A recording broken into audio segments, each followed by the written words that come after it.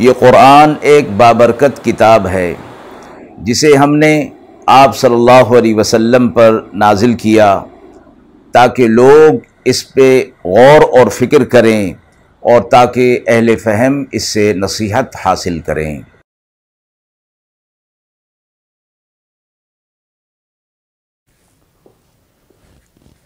بسم اللہ الرحمن الرحیم۔ السلام علیکم ورحمۃ اللہ وبرکاتہ۔ ناظرین کرام، درس قرآن مجید کے آج کے اس پروگرام میں ہم سورۃ الحج کی آیت نمبر 30 تا آیت نمبر 33 کا ترجمہ اور تفسیر پیش کر رہے ہیں، اور آخر میں پوچھے گئے سوال کا جواب ہوگا۔ اعوذ باللہ من الشیطان الرجیم، بسم اللہ الرحمن الرحیم۔ ذلك ومن يعظم حرمات الله فهو خير له عند ربه وأحلت لكم الأنعام إلا ما يتلى عليكم فاجتنبوا الرجس من الأوثان واجتنبوا قول الزور حنفاء لله غير مشركين به ومن يشرك بالله فكأنما خر من السماء فتخطفه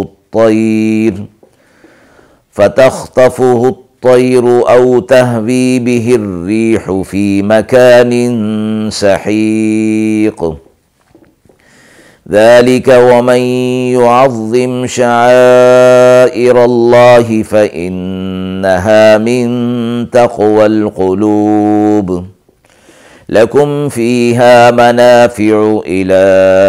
أجل مسمى ثم محلها إلى البيت العتيق۔ آیات مبارکہ کا ترجمہ ملاحظہ فرمائیں۔ یہ بات ہو چکی، اور جو کوئی بڑائی رکھے اللہ کی حرمتوں میں سو وہ بہتر ہے اس کے لیے اپنے رب کے پاس، اور حلال ہیں تمہارے لیے چوپائے مگر جن کے بارے میں تمہیں بتا دیا گیا، سو بچتے رہو بتوں کی گندگی سے اور بچتے رہو جھوٹی بات سے، ایک اللہ کی طرف ہو کر، نہ کہ اس کے ساتھ شریک بنا کر، اور جس نے شریک بنایا اللہ کے ساتھ سو ایسے جیسے گر پڑا آسمان سے، پھر اچکتے ہیں اس کو اڑنے والے مردار خور جانور، یا پھر اڑا لے جاتی ہے اس کو ہوا کسی دور کی جگہ پر۔ یہ سن چکے، اور جو کوئی ادب رکھے اللہ کے نام کی چیزوں کا سو وہ دل کی پرہیزگاری کی بات پر ہے۔ تمہارے لیے نفع ہے چوپائیوں میں ایک مقررہ وقت تک کے لیے، پھر ان کو پہنچنا ہے اس قدیم گھر تک۔ پچھلی آیات کے اندر جو حج کے مخصوص چند ایام کا ذکر تھا، اب ان آیات کے اندر دوسرے عام احکامات جو حج کے علاوہ دوسرے مسائل کے ساتھ متعلق ہیں ان کو یہاں ذکر فرمایا گیا، اور یہ فرمایا گیا کہ جو اللہ تعالیٰ کی محترم کیے ہوئے احکام کی وقعت اور عظمت دل کے اندر رکھے گا، یہ اس کے رب کے نزدیک بہت بہتر ہے، یعنی اللہ کی طرف سے اس کے لیے اس کا بہت بڑا اجر اس کے اندر رکھا گیا ہے۔ اور اس کے ساتھ فرمایا کہ ان مخصوص چوپائیوں کو جو کہ تمہارے لیے حلال کر دیے گئے ہیں، اور اس کے علاوہ جو استثنائی صورت ہے جس کو دوسری آیات کے اندر بتایا گیا،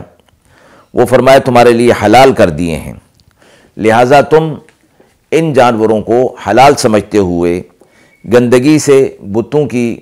گندگی سے کنارہ کش رہو، کیونکہ بتوں کو اللہ کے ساتھ شریک ٹھہرانا یہ تو گناہ عظیم ہے جس کو شرک کہا گیا، اور اس کی معافی نہیں ہوگی آخرت میں اگر بغیر توبہ کے اس دنیا سے جایا گیا۔ اس کے ساتھ فرمایا کہ جھوٹی بات سے بھی اپنے آپ کو بچاؤ۔ حدیث مبارکہ میں یہ فرمایا گیا کہ سب کبیرہ گناہوں میں سے بڑے کبیرہ گناہ یہ ہیں: اللہ کے ساتھ کسی کو شریک ٹھہرانا، والدین کی نافرمانی کرنا، اور جھوٹی گواہی دینا۔ اور عام باتوں میں جھوٹ بولنا۔ رسول اللہ صلی اللہ علیہ وسلم نے آخری لفظ وقول الزور یعنی جھوٹ باتوں سے اپنے آپ کو بچاؤ، اس پر زور دے کر فرمایا۔ اگلی آیت میں فرمایا کہ جو کوئی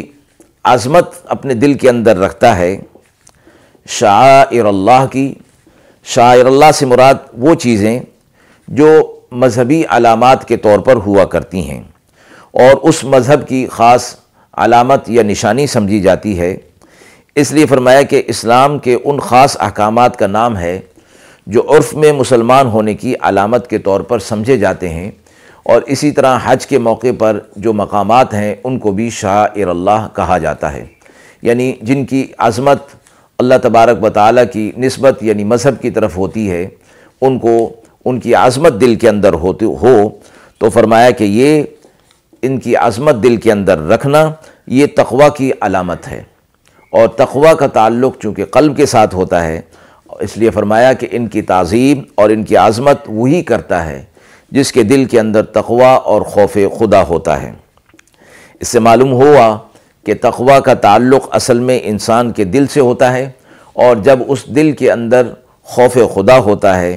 تو اس کا اثر اس کے سب اعمال اور افعال پر ظاہری طور پر بھی ہوتا ہے، اور وہ ان تمام چیزوں کی عظمت اور قدر کو پہچان جاتا ہے جس کو اللہ رب العزت نے اس کے لیے لازمی قرار دیا ہوتا ہے۔ آگے فرمائیں ان جانوروں سے متعلق کہ ان میں تمہارے لیے فائدہ رکھا گیا ہے ایک مقررہ وقت تک کے لیے،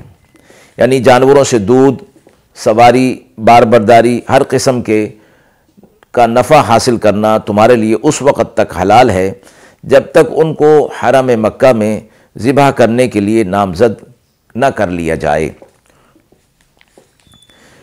پھر آگے فرمایا کہ بیت عتیق سے مراد پورا حرم شریف ہے جو در حقیقت بیت اللہ ہی کا ایک حرم خاص ہے، اور فرمایا کہ یہاں پر وہ جانور جو کہ قربانی کے لیے نامزد کر دیا گیا ہو وہ یہاں لایا جاتا ہے، وہ بیت عتیق ہی میں اس کو ذبح کیا جائے گا۔ اس کو اس حرم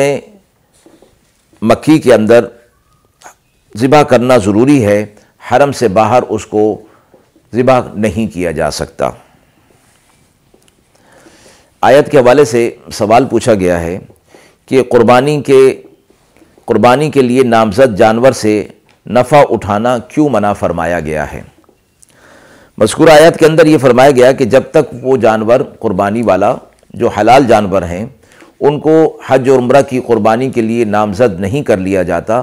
ان سے نفع اٹھانا جائز ہے، اور اس نفع اٹھانے سے مراد دودھ لینا، سواری کرنا، بار برداری کرنا یہ جائز ہے، لیکن جب ان کو قربانی کے لیے نامزد کر دیا گیا تو اب ان کا نام حج رکھا گیا ہے،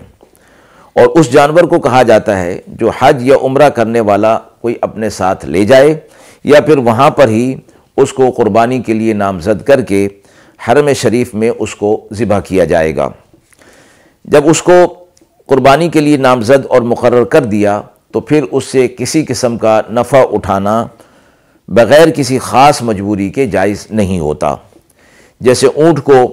ہدی بنا کر ساتھ لیا اور خود پیدل چل رہا ہے اور سواری کے لیے کوئی دوسرا جانور موجود نہیں، اور پیدل چلنا مشقت ہے اور اس کو یہ مشقت برداشت اس سے نہیں ہو سکتی، تو مجبوری اور ضرورت کے وقت اس پر سوار ہونے کی اجازت ہوگی۔ دوسری تمام دیگر صورتوں میں جس میں عذر جو ہے وہ شدید نہ ہو ان سے نفع نہیں اٹھایا جا سکتا۔ وآخر دعوانا ان الحمد للہ رب العالمین۔